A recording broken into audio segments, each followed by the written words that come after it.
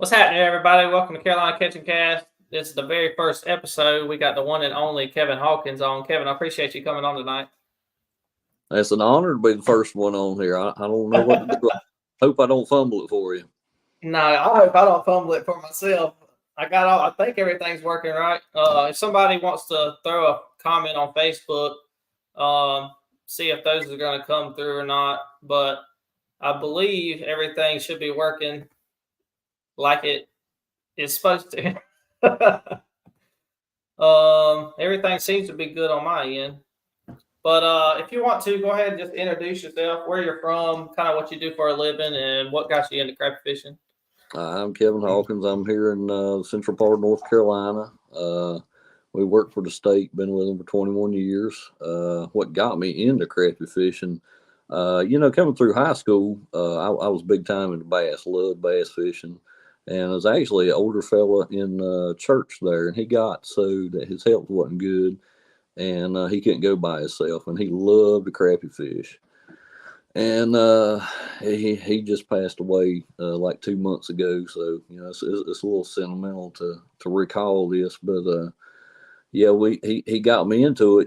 When I first went out there, I was like, well, we'll go catch some fish, and I still remember it to this day. It was January, cold and windy January, and we put in at Farrington over there at Jordan, and we went where he likes to go. And if y'all ever seen old Teal Green Sprint 255 out there on Jordan, that was my buddy there. But he's the one that got me into it. And, there's very few people that knew that lake like he was. He had a very photographic memory.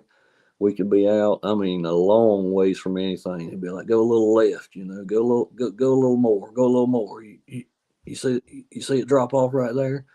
And I mean, he really knew it. He taught me a lot of things, but that's how I got into it. While we was fishing with him, I had heard a little bit about tournaments, and I believe it was the Southern Crappie Trail then. And we started fishing them. He didn't fish with me. I had a partner I worked with, and the first one we ever fished was down in Fishing Creek, and I think we finished 28th out of 56. And I've told the story before. It was a grandpa and his grandson. They wanted a 16-foot John boat without any electronics, and that's where we started from. I think that first tournament was in 2009 that I fished, but that's how I got into it. Had the bug ever since. I have this, and it's gotten bad. Yeah, it is.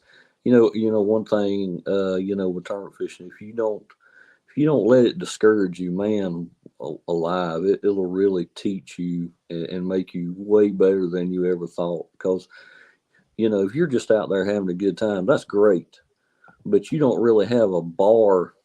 You know what I'm saying? A Right. standard to set yourself against to know how good it really could be. You know what I Right. mean? Yep. But it's I've taken a lot from it, and I try to give back best I can. It's a good time. Yeah. Yeah. I definitely agree with that. I started fishing, crappie fishing at least. Like you said, I got introduced to it by one of our family friends. They used to just go spider rig and catch fish, bring them home, eat them, and he said, "You come fishing with me one day," and I went out there. Like you said, I think it was December, January. It's pretty cold, and growing up, we just fished in the summertime. I mean, fishing was a summertime ordeal, and we hunted in the winter. And we caught a few fish or whatever. And I went a couple of weeks. He said, "Hey, I'm going fishing again." And I said, "Yeah, I guess I'll go." It wasn't. We caught a few fish that day, but it wasn't. Like you would like to have it your first time, on fire. And I went back and we caught a few more fish, and I really didn't think it was for me. So at the time I was bass fishing, kind of like you said. And one spring, I don't remember what year it was, but one spring, me and my wife were at Jordan, and bass were up on bed, and I was just going around this little cove. There's probably 10 in this cove. And I was just pitching on the bed. I go all the way around and come back, and she got tired. She's not a big bass fisherman. She likes crappie fishing, but she said, "You ain't got no crappie stuff," or like, panfish, beetle fins. It might be probably what she said. I said, yeah, I got something. I dug it out the box, tied it onto her. Well, we went around this cove one more time. When we come back around, she just threw it outside of the boat. And the first time we trolled over to that side of the cove, she said, got one. Pulled it up. It was a crappie. And it's decent one. And I said, okay, whatever. We trolled back across that cove to the other side again. I got another one. So that pretty much lit the fire in us in crappie fishing. And we actually went back the next day with a cooler and brought some home. Yeah. From that day forward, I was pretty much hooked on crappie. It wasn't, the bass was pretty much in the history books. Yeah, it's a good time, and I'm not knocking anybody what they like to do, but used to, you go bass fishing and it was work, you get, 5 good ones, man, you really done something, crappie fishing. Oh my goodness, it's a good time. And if you watch any of the MLF events, I mean, 80% of what they catch is less than 2 pounds anyway. Right. I'm having a good time.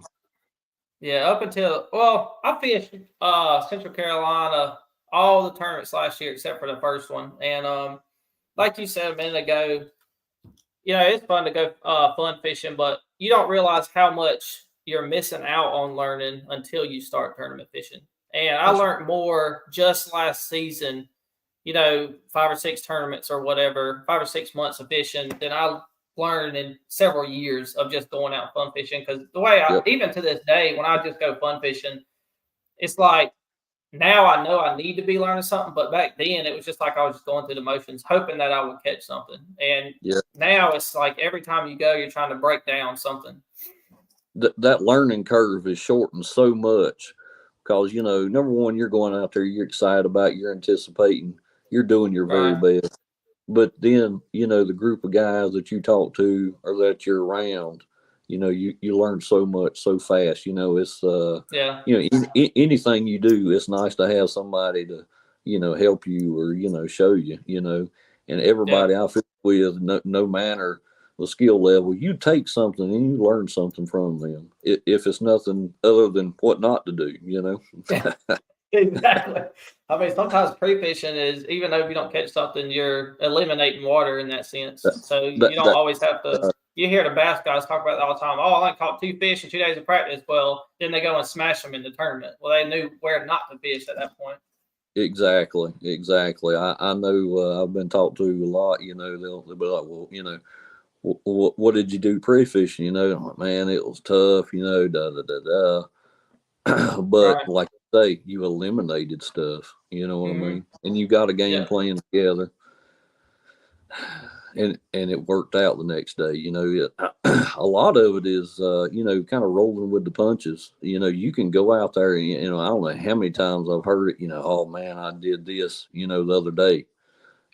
That's nice, but they're constantly changing, and one of the biggest things as far as tournaments is, at least successful, is to be able to roll with it. To be able to say, well, if they're not doing this, then I'm going to do this. I'm going to try this. I'm going to, go over here, do this, have a game plan, A, B, C, D, E, F, G, Yeah, I mean, seriously. Yeah. Yeah, my wife just put up a comment on Facebook. Good old Clark Cove. Well, that's the name we put on that cove that day when we got hooked on. We went back the next day and we went down the cove right below it and started catching some. We didn't know nothing about long line. That's essentially what we were doing that day, is just long lining. But we were just had a rod, Zepco 33 most likely is what it was. Just throw it outside of the boat and we just held it. And we caught fish. I mean, a lot of times we make it a lot harder than it needs to be. Yeah. We overthink things a lot. Is there any way you can pull a map up on here and highlight Clark Cove for us? I want to keep that one a secret. I don't want to. I mean, it ain't. It's a cove on Jordan Lake. We'll just leave it at that. I understand. But I don't know if I can't remember if you mentioned it right before. There's a tournament Saturday at Tillery. If you just want to just let everybody know about what the water conditions is looking like. I'm sure it's still muddy, but yeah, Yadkin's got one on Tillery this Saturday. I actually went out this morning. If y'all go out there, be very, very, very careful. The water has come down about 2 foot. All that wood and stuff that come in, it was actually in front of our dock here for about 50 yards out. The water has come down now, and that stuff is all throughout the lake.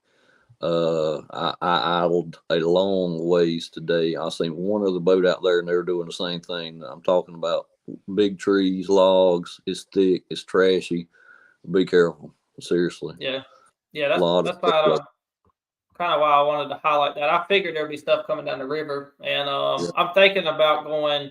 I had no intention of going to Tillery until I seen they changed it to 3 tournaments to be able to make the classic, and there's 2 more left. I fished Tuckertown, so I may, if I can get it into all of them, I'm gonna try to go Tuesday. I seen they had some. I don't know about what the weather looked like today. Yesterday it's calling for thunderstorms coming in around 1 o'clock Saturday, but I think they start at 7, which is right at around the crack of day. So those guys definitely need to be careful going out right at first light. Yeah, it was dark this morning at 7. Yeah, and 5. Yeah. Yeah. But you and Mary, I would say, I don't know about South Carolina stuff like that, but as far as consistency goes in North Carolina, y'all are the, I'd say, most consistent team in the state. It doesn't matter, if you're not in the top 5, it's odd.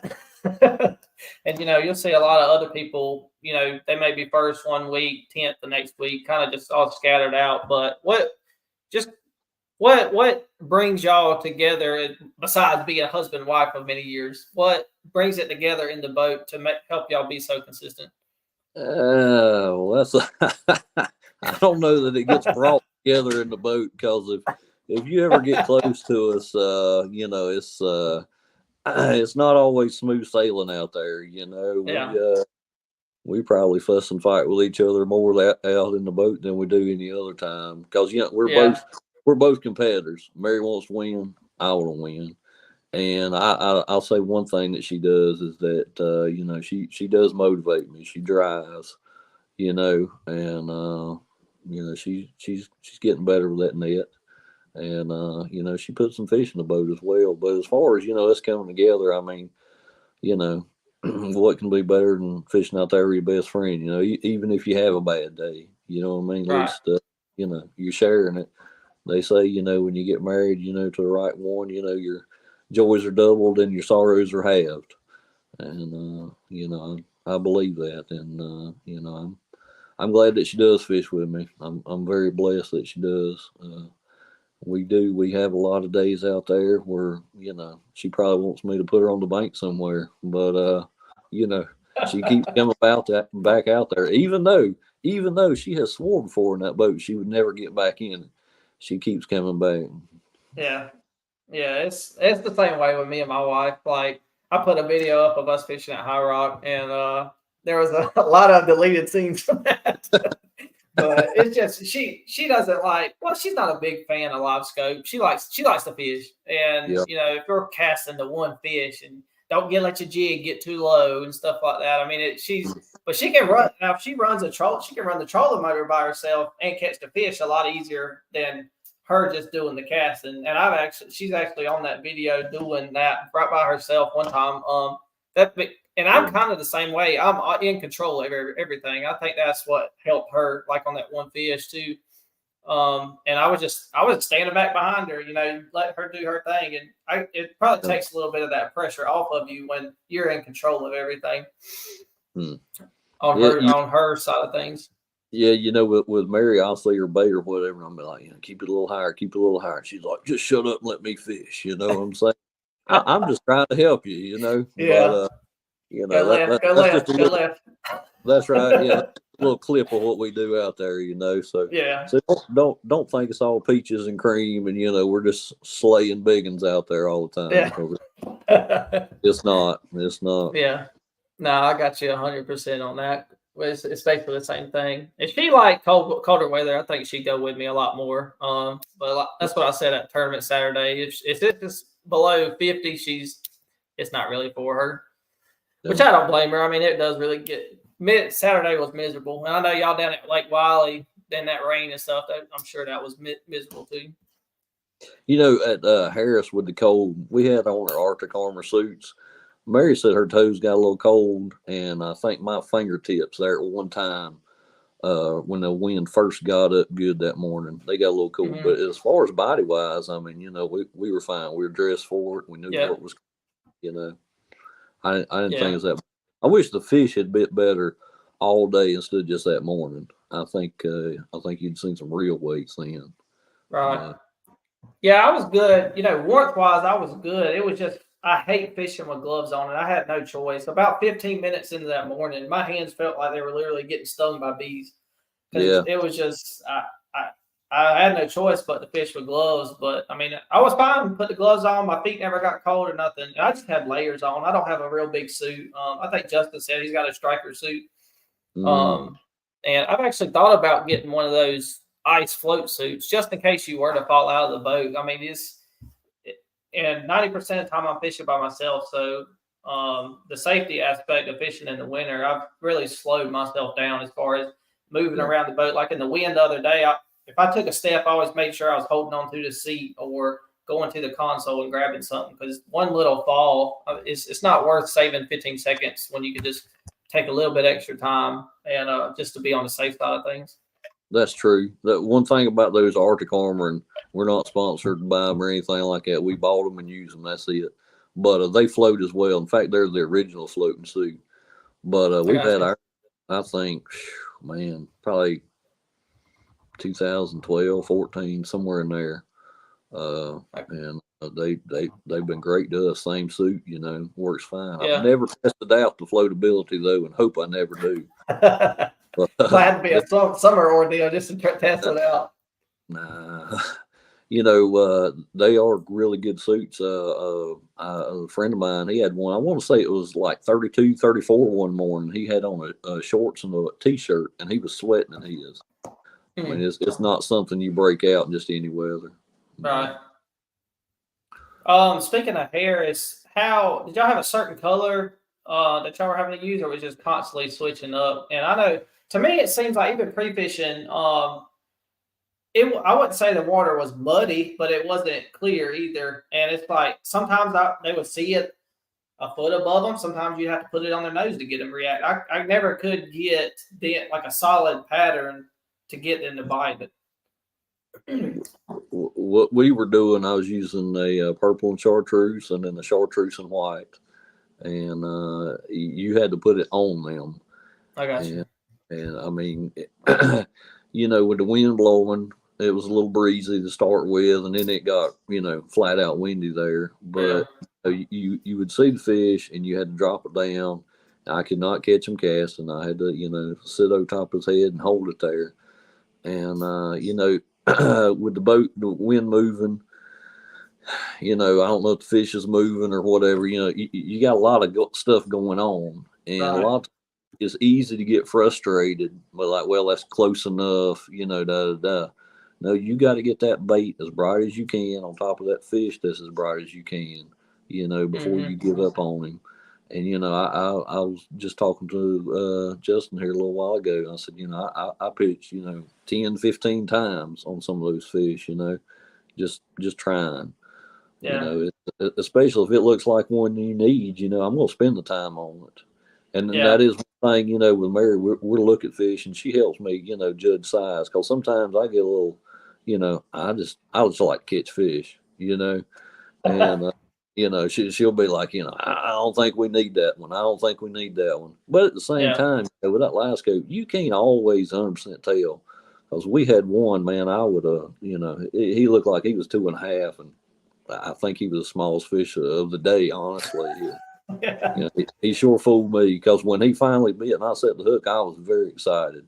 And then I Yeah. was then very disappointed when he came on top of the water. But, that live scope and how they sit, it means, if he's sitting this way, let me get my versus him sitting this Right. way, Yep.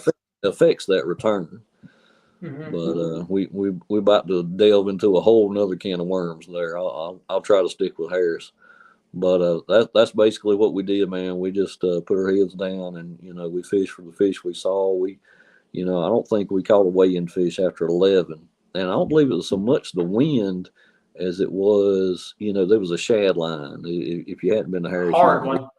yeah, you don't know what we're talking about. But on Harris, there Yeah. was the fish were up, and then there was a layer in the column, and it was shad all the way to the bottom. Yeah. And the fish we were fishing for were, above that shad line. I think once that wind got up, I don't know if it was the wind, I don't know if it was just lunchtime, they decided to take a break or what it was, but I think they just kind of settled down with everything else. The Right. last two good ones I caught, one was just above the shad line, and then the other one was up a little bit, and then everything else, it just disappeared. We actually went back to where we started, and those fish just weren't there. So I think they just went down. Yeah. For the people who don't or may not understand what he's talking about, shad line, thermocline in the summertime, that deoxygenized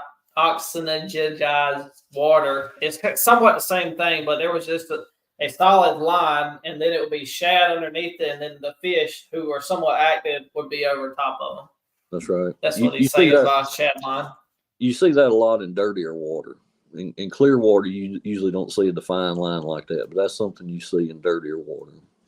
I got you. I don't know if you went up by the bridge, but the bridge was super muddy, and it dropped 2 degrees overnight from Friday because that cold weather come in. I think it was 46 Friday when I went there, and 44, and the fish weren't there.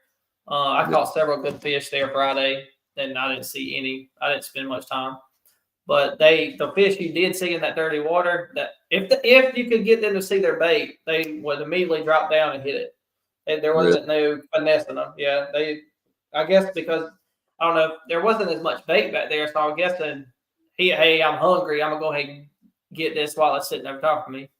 Yeah, makes sense. But yeah, the ones I caught back there were super easy. They just were few and far between. Yeah. I mean, ours, it wasn't like that. We stayed out in a little more stable, deeper water. And, you once they actually recognized that there was something there, they would just turn up to it.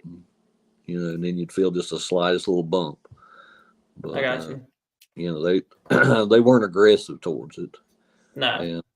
And, today I went out on Tiller for a little bit. And it was basically the same thing. I got you. I'm ready for them ones that hit it. You know what I mean? It's a good time. That's the reason.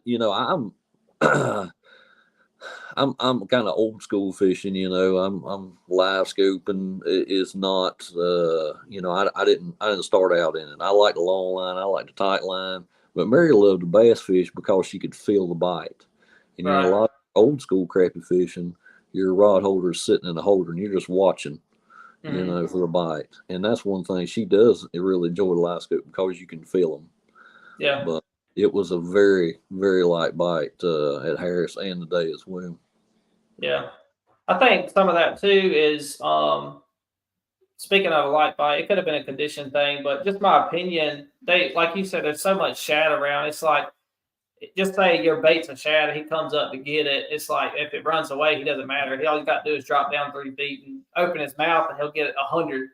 And they don't have to be aggressive. Whereas up in the muddy water, there wasn't much bait, and he's seen that jig right above him, so he hammered it. I mean, I could see it. Me looking at the screen and see my rod, out the corner of my eye, see my rod and feeling it thaw through my hand. They were definitely aggressive up there, but they were absent on Saturday. Yeah, that shallow water in the wintertime is it can hurt you. Tomorrow. Yeah, it can hurt your feelings. Yeah. Learn that hard. Yeah, there was nobody else over there, and that's what I was hoping. I could just pull in there and find a few fish. But I know I'm not going to mention the creek because I think there's a tournament. No, it's next weekend, isn't it? Yeah, Harris. Which they'll probably be moved by then. Or, well, I don't know. It's supposed to be a warm week. Yeah, they'll be moved into there is what they'll do. Yeah, I was about to say, it's supposed to be warm this week, so it'll probably have more fish in it than it did last week. Mm-hmm. But I'll let those guys figure out where everybody else was fishing. What's just off the top of your mind? if I were to say, what's your number one memory crappie fishing? What would just be the first thing to come to mind? I know there's a lot of years packed in there, but just one thing that comes to the top of your head. Ah, that's a tough one right there. You asking these trick questions, man. It'd be like asking me which was my favorite turkey hunt or something. Other you talking about that?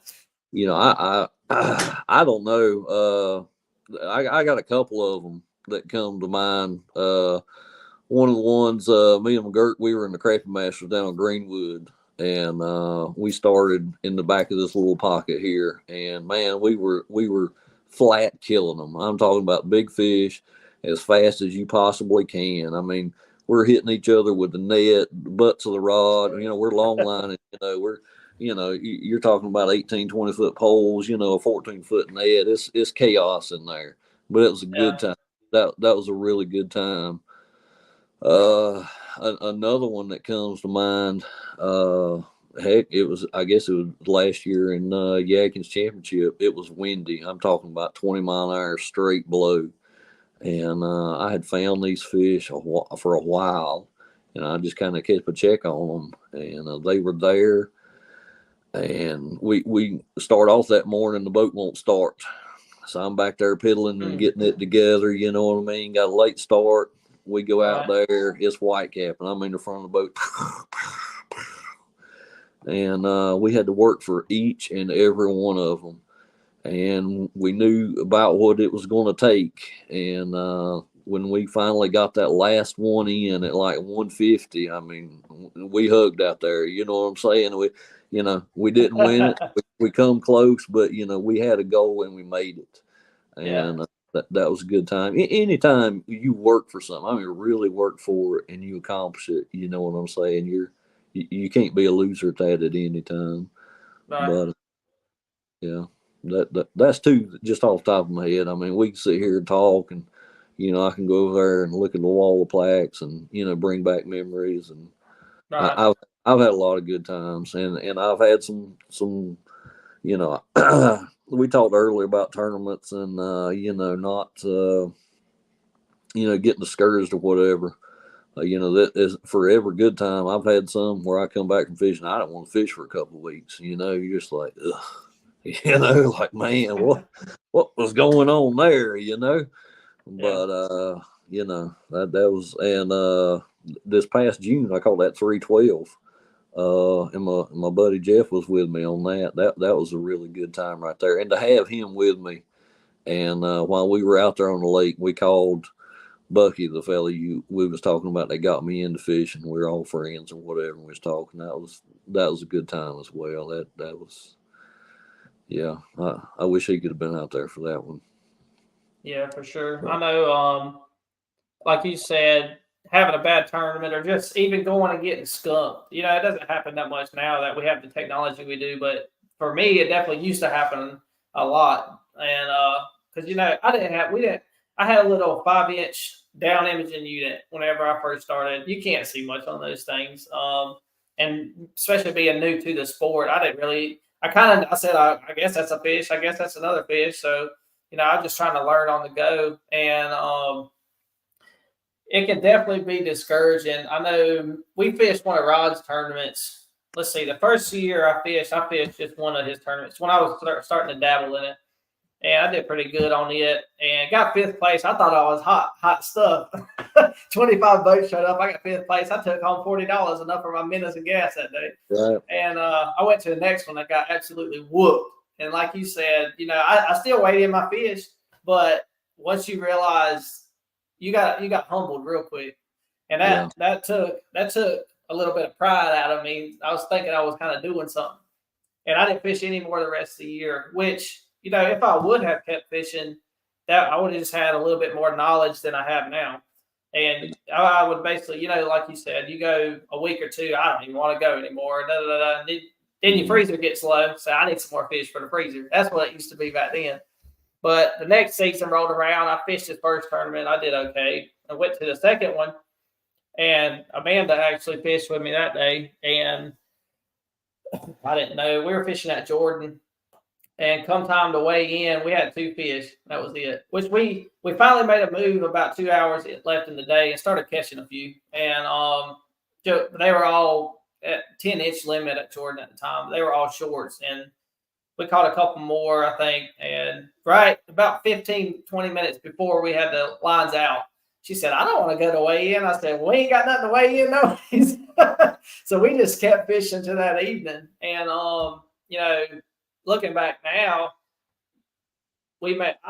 because I have a horrible memory anyways, but that's a memory that I have as far as like me and her. We wouldn't have done anything. If we would have went in and weighed the fish, I probably would have been pissed off the rest of the day. But since we stayed there and kept catching fish, it made her happy. I was more happy because we were actually catching something. And we basically that was my last tournament of that season because I got my feelings hurt so bad. I only would have weighed in 2 fish, but now it don't matter if I catch 1 fish, I'm coming in with it because Right. I'm gonna learn more standing at the ramp after the tournament than just staying out of the water an extra hour or so. Yeah, that is one thing we try to incorporate. You know what I mean? Come ask questions. Yeah. You know what I'm saying? I'm not going to get out a map and draw you an X. That's not what it's about. But I will try to help you catch fish. Yeah. Yeah, because I know we stood around there. Mary she said she was hungry on Saturday. She got her belly. I'm sure she was ready for y'all to roll on to the house to get something to eat. But we stood out there for an hour and a half probably after the weigh-in was done, just talking and stuff. Yep. That's a good time, and that's part of it. And anybody that comes fishing with us, come hang out with us. We'll talk about what we did. We share. We're a fairly friendly group, I'd like to think. You know what I'm saying? Yeah, no, for sure. We're not going to shun you away, But Mary, she's real understanding on stuff like that. She was in there doing what she does, and she got a good dinner. Yeah. Oh, for those that don't know either, come show up at High Rock. Was it February 2 weekends from now, February 3rd? Yep. And February 3rd on High Rock. Let's see. Yeah, just check out Central Carolina Crappie on Facebook page, and you'll be able to see the details on the High Rock tournament. But best thing about Central Carolina is you always get a baked cookie before. Mary always brings some baked goods for the tournament, and sometimes there's a little bit left over at weigh-in. I told I can't remember who it was. I said I'll eat this brownie on Saturday when I get my set of fish. That'll be my little treat. Well, I didn't eat it until I got in because I only brought in 5 fish. But I still vividly remember. I didn't realize homemade oatmeal cream pie cakes were so good. I ate that thing. I don't remember which tournament it was last year, but there ain't nothing a Little Debbie's got on Mary's cream pie cake. That's for sure. My dad would get those from the bakery in Asheboro when I was little. And when me and Mary first started dating, she was, cooking her different things. And I asked her, can you make these? Yeah, I'm coming in with St. Tyler. That's how I got my ring. Yeah. You hear her over there? Yeah, I heard her. But, she perfected those, I believe. Yeah. That's what I always told my mom. I said, whoever I marry is going to know how to cook. That's for sure. Because I'm skinny enough. I don't need to get no skinnier. Yeah, my wife does real good on cooking and everything. She makes the meals. I'll say that. Yeah, it's good to have a good support system. We can't say enough about that. Yeah, for sure. Just trying to think. There was one other thing. Oh, speaking about talking after the tournaments. It's after the tournament's said and done, you can pretty much majority of people, unless there's another tournament there next weekend or something like that. Like you said, it's pretty open group of guys that fish with you. And I mean, you come up ask me anything, I'll tell you where I caught them that day because it doesn't matter. The tournament's over with. And I was definitely that's another thing, kind of how my mind shift is changing tournament fishing is, I used to get my feelings hurt when I got my butt whooped, but now.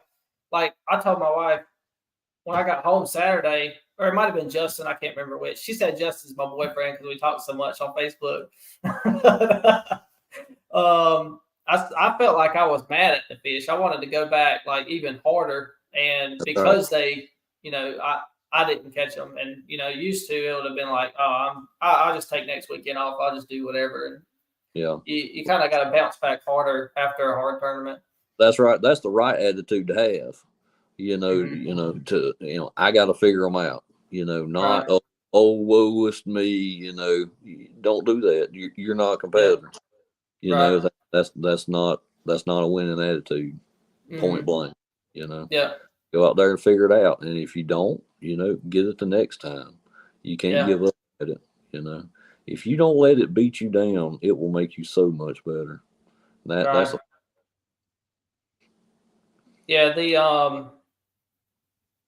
God, my memory just dropped me again.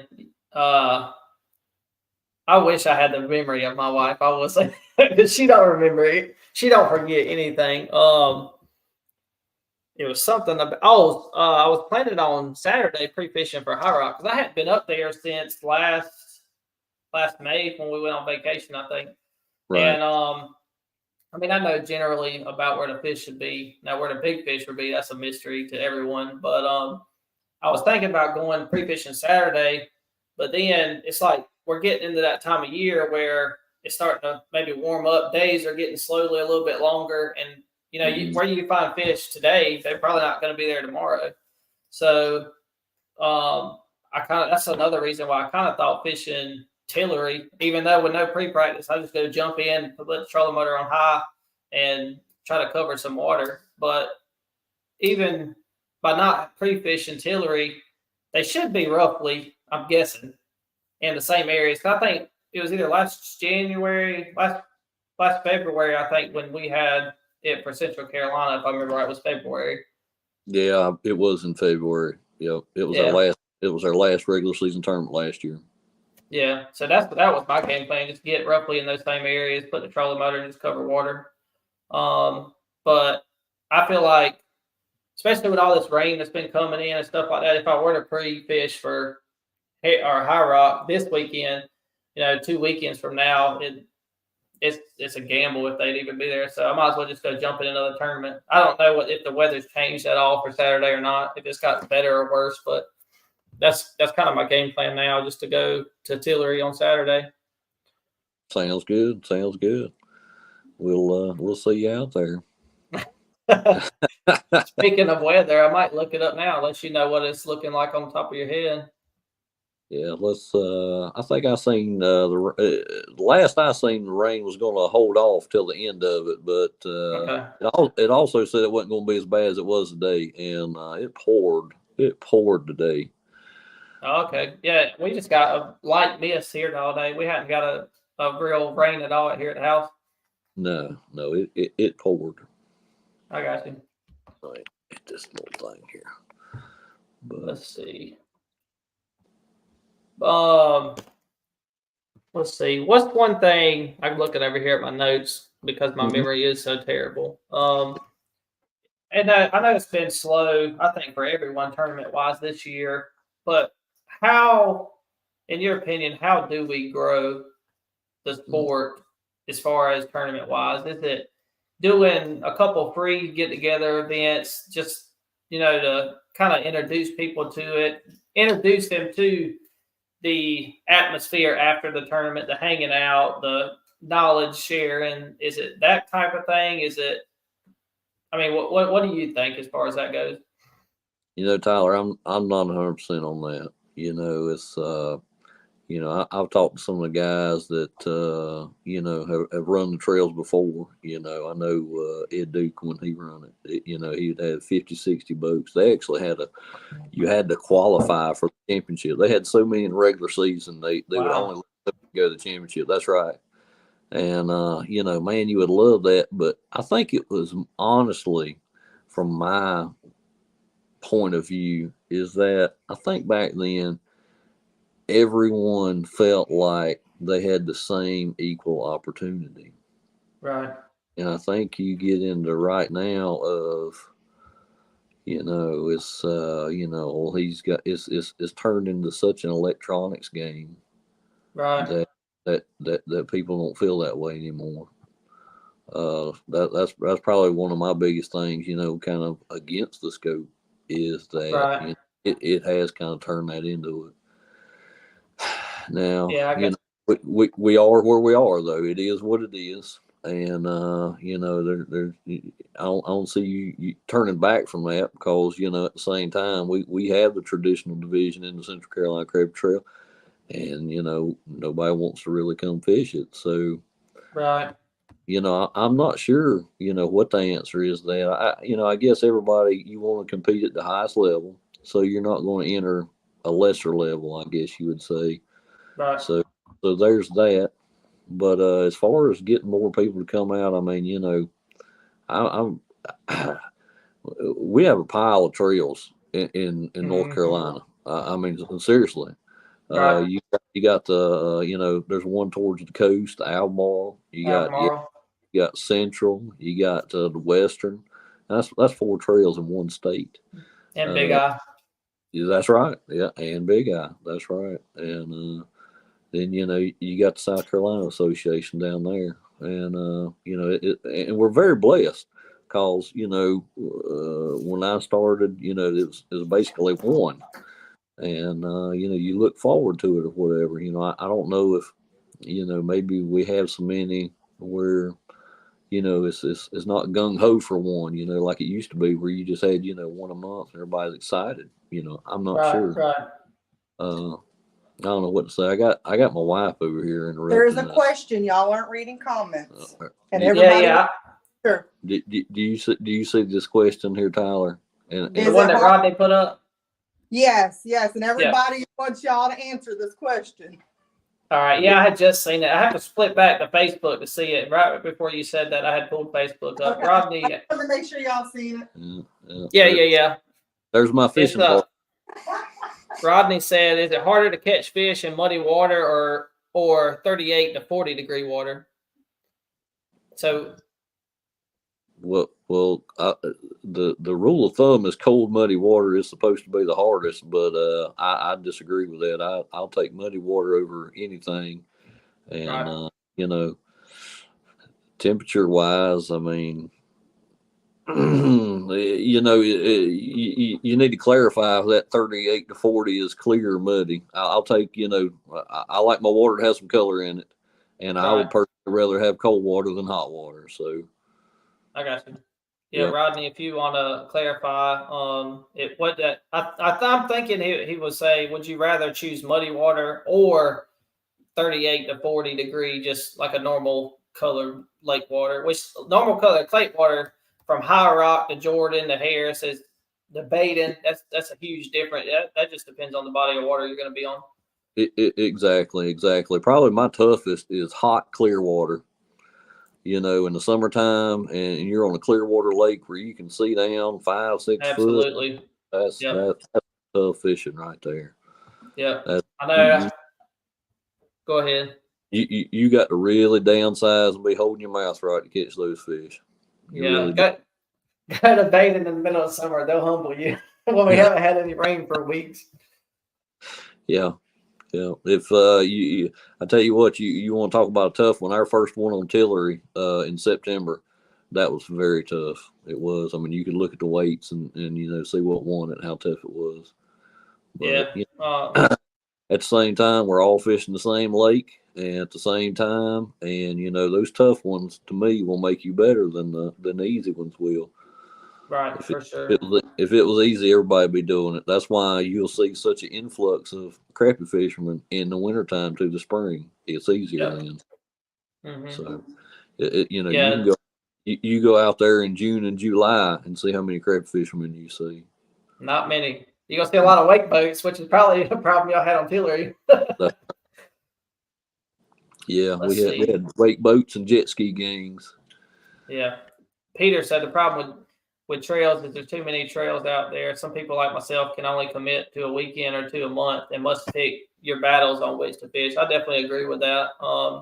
Speaking of Peter, and it really does spread people out. I know Andy last year, I think that's a little bit of a reason why he's not fishing much this year as well, but he was fishing 3 different tournament trails all at once. And I mean, I was exhausted just fishing your one trail, pre-fishing and tournaments. I mean, it's when you work 50 to 60 hours a week and you fish on the weekend, it's by Sunday, it's like you sleep in a little bit, go to church, eat dinner, and go to bed. Then you start the whole thing back over with. So it's definitely spreads people out for sure.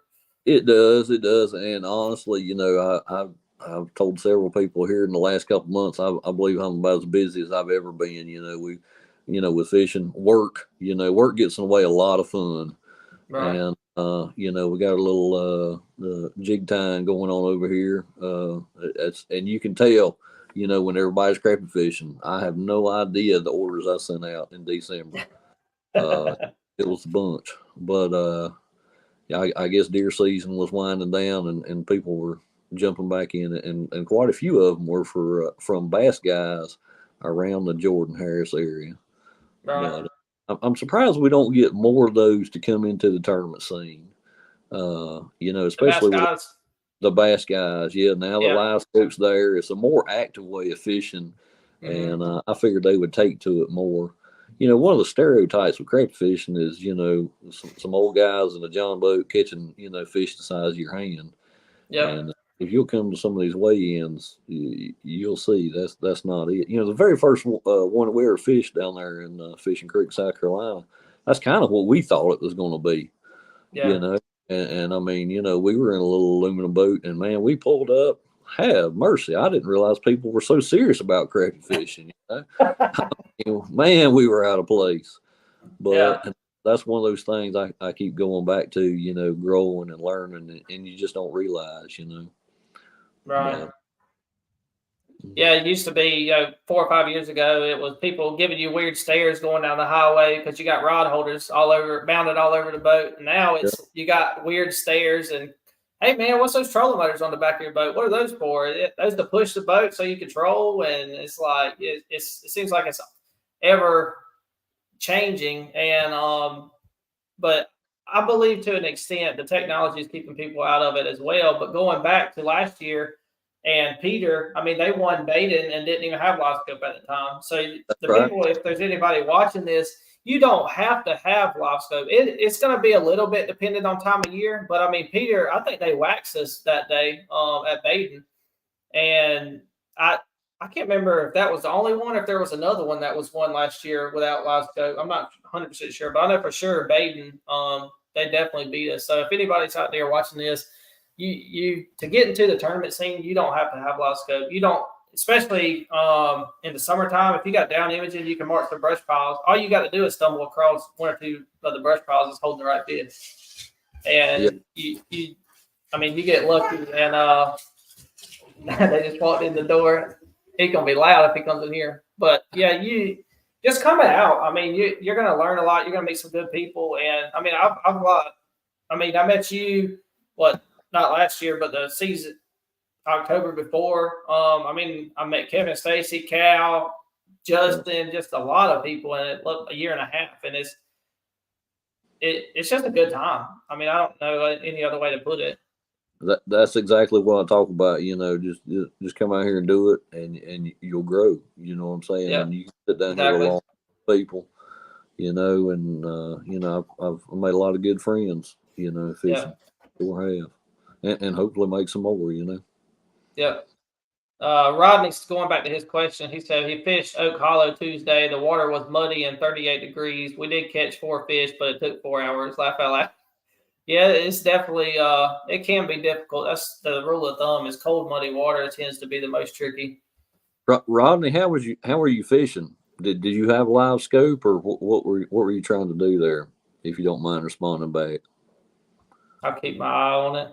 Yeah, I don't know. When I flip back over to the Facebook page, I should still be on the stream, but I can't see the stream when I flip over. But I'll keep my eye out for his response if he's still on here. Okay, sounds good.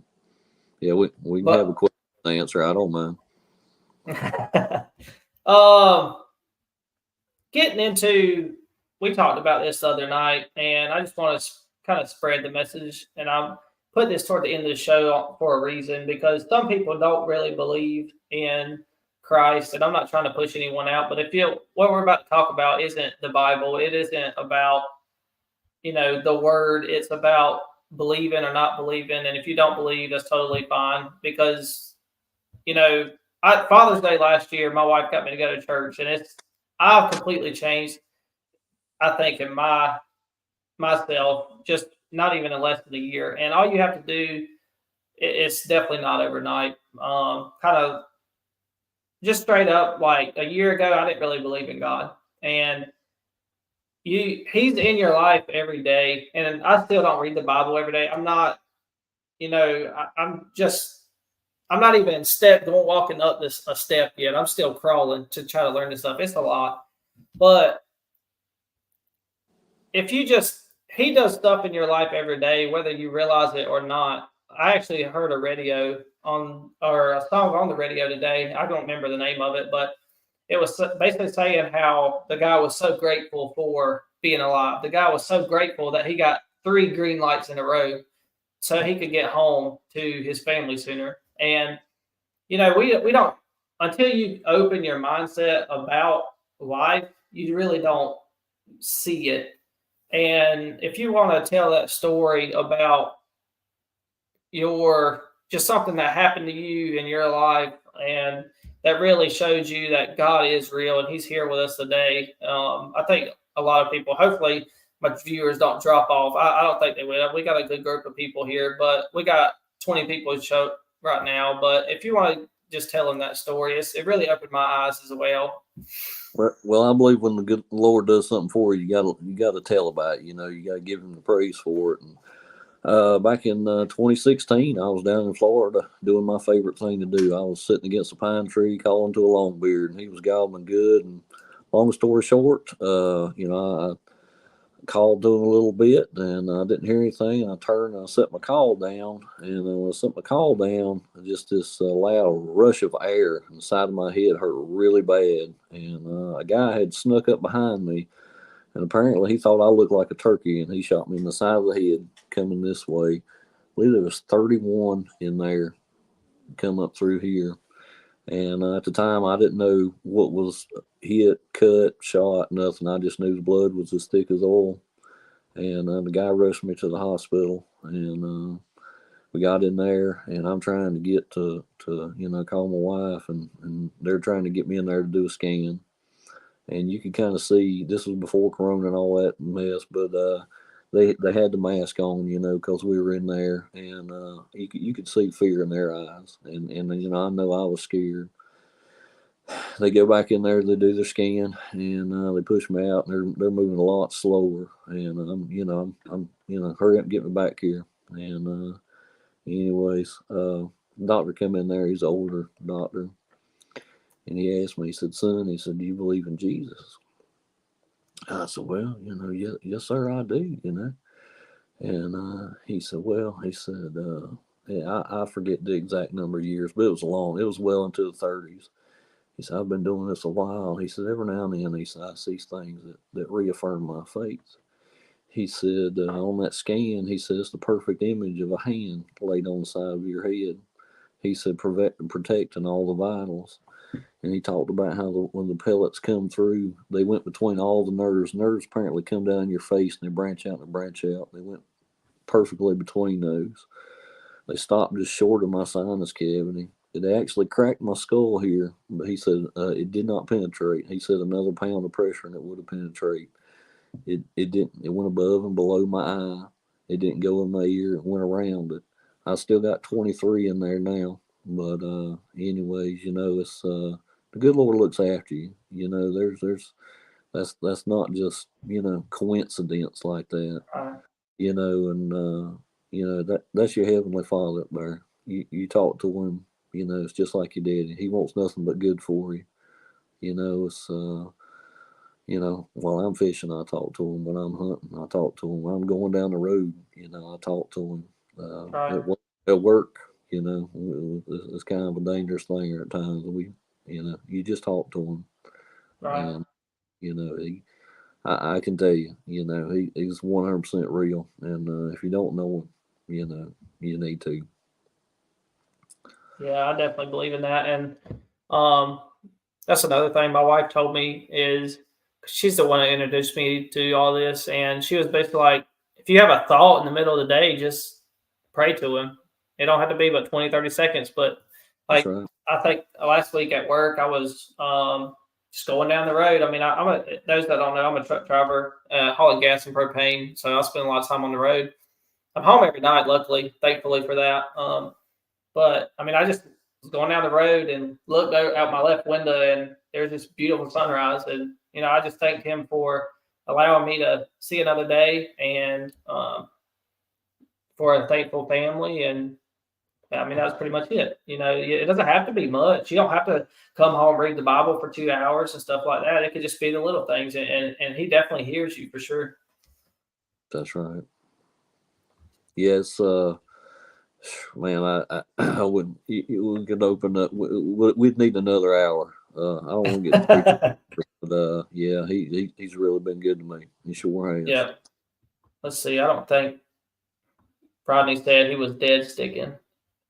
Marty Southern said Saturday was definitely windy. His question is when on a windy day, is the long pole jigging the way to go? Because casting definitely wasn't working. We just wanted to try the cold fishing out and had no issues other than not catching good fish. Let me pull this down. Anyways, we forgot our brownies, Kevin. I know they were great. They definitely were. They got ate up at the weigh-in, I believe. They did, yeah. We didn't bring any home, and we rarely do. I hate to get any brownies, Marty. As far as dead stick casting, that's that's not really a windy issue or anything. That's the mood of the fish. You can have a freezing cold day and cast to them, they'll eat it, and then other days, they just want it right over their head. You just gotta, take their temperature of that day. Right. Not even that day; it could be hourly. It could be an early morning bite, and you can do about what you want to, and then later on, or vice versa. There's a lot of factors that go into the activity of a fish. So don't rule anything out. Yeah, I know. I didn't think about this until Sunday, the day after the tournament last weekend. But Marty, on those days where it's too windy to cast, you can still, if they want the bait moving just slowly, they don't want it dead stick right over their head. If they just slowly want it moving, you can drop it down on them. And once they notice it, just throw I'm not sure what trolling motor you got, but dial down your trolling motor and put it on 2 or 3, just enough to get you moving. So that bait's slowly moving, like if you were casting, but you're using your long pole. And that, if they want a moving bait and you can't cast to them, that's the only way I really know how to do it, other than pitching. And a lot of times pitching, depending on what rod setup and stuff you're using, you'll pull it away from them too fast if they barely want it moving. Yeah, they didn't want it moving, or at least for me. Now, I think Scott said that he called his fish casting. Yeah. So there again, and that's one thing with fishing or with anything really is it. I think too many people in this game right here, especially with the live scope and everybody's learning that blah blah, is they see, okay, I need to mimic what this guy over here is doing. Find what's working for you. Go out there, do it. Find what's working for you. My wife's going to interrupt us again. Oh, she wants fun. But find what's working for you. You know what I'm saying? It's like, when we're the long line, they would be these charts and rules, and, you had to have this much line out, and you had to use this weight and this jig head, blah, blah. Don't do that. Find what works for you. I've had people, when I used to troll by, and they would say to their partner, I don't see how he even catches a fish. I'm dead serious. Find what works for you. Think outside the box. You go out there and you fish your game and find what works for you. Because I may be better at something, it just clicks in my head. I may have the feel for it, and you don't, but you have something else. You know what I mean? It's don't try to make it a cookie cutter, thing. Do what works for you. Don't be afraid to try something different. So some of the most fun times that we've had pre-fishing is, trying some crazy stuff. And, say 90% of the time it don't work, but man, when that 10%, when it does, it really works. Yeah. That's what we got on a pattern at Wiley the last hour of it. And I mean, it was literally, if you saw him, you dropped on him, and there was a little bit of an oddball pattern. I think I might have told Justin about this. I'm not gonna let everybody know that because it definitely worked that last hour. It's nothing I had ever thought of until I seen it on LiveScope. I'll just leave it at that. I don't want to spoil my secrets because I'll let you in on it, but I don't want to tell the other 20 people that might be watching. It definitely, I think we got 1 or 2 upgrades off of it that last hour at Wiley, but we're wrapping up on an hour. I don't want to go too much longer. I think I got through about everything I want to talk about. For those who don't have anything else to do tonight, still want to hear about crappie fishing, if you Facebook Shane Jones Fishing, he's got the crappie cast going on. Should be going live right now. He's Eastern. We're Eastern time. I think he's Central time. But if you keep saying Google, if you Facebook Shane Jones Fishing, you'll be able to pull up his episode of Crappie Cast, and they go live every Thursday night at 7 their time, which is 8 our time. They say a lot about Alabama, but they do a lot of live scope discussion too for those that are newer. And I listen to it every week, usually on my next day at work, because they put it in podcast form. So, which is another reason why I wanted to start this, because I spend a lot of time on the road, and you can only listen to the radio so much. It's the same songs over and over and over, and that's why I just wanted to let another outlet out for people to just talk about fishing, talk about crappie fishing, especially on the East Coast. Because I don't know if anyone. I think I can't remember his name. There's a couple guys that do it on Facebook, locally or not. But I kind of want to. I'm not sure. I've never actually watched theirs because I'm not a sit down and watch podcast person. I'm gonna listen to it. But I just went brain dead again. But Shane Jones Fishing, check him out. I told him I'd give him a plug because he's actually helped me out with this podcast stuff. I'm using StreamYard right now, and he's the one who told me to jump on here, and it's a lot easier than using the other platforms. So I appreciate if he sees this. I appreciate everything he's helped me with, which goes around to, the crappie community just helping each other out all the way from halfway across the country. That's right. Let's see. Yeah, the only way we're going to grow is to help, you know what I mean, to boost each other up. Yeah, for sure. If anybody wants to get some of your crappie jigs, where do they just find you on Facebook? Yeah, I got a little Facebook page, Kevin's Custom Crappie Catchers.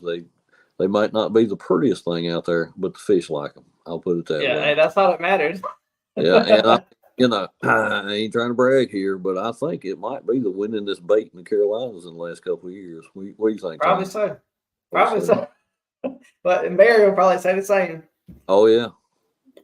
But this is unannounced, but I'm gonna get you on the spot with this one. Just give us, to end it on the night, just give us one piece of life advice you would like to tell someone. Life advice. We talked about the Lord earlier. You put your trust and your faith in Him, and everything else will work out. It's not going to be easy all the time. You know what I'm saying? He hung on the cross, right. But it will work out in the end. And that's that. Trust and faith. We don't always know. And the Bible says that us trying to understand His ways is like looking through an hourglass, and that's where your faith comes into play. But man, that's and don't give up. That's with fishing and hunting, life, anything, it will get better. Don't give up. Put your faith in the Lord. Absolutely. Well, I appreciate everybody jumping on tonight. I hope y'all enjoyed it. I think it went pretty smoothly for the first time of not knowing what we were doing. So I appreciate you having me on, Tyler. It was an honor, and hope we didn't mess it up and run anybody off. I think we're good. It's still got about 18, 20 viewers on it. It keeps going up and down. People getting on, getting off. But thanks, everybody. It's Carolina Catch a Cast. Until next time. All right. We'll see y'all.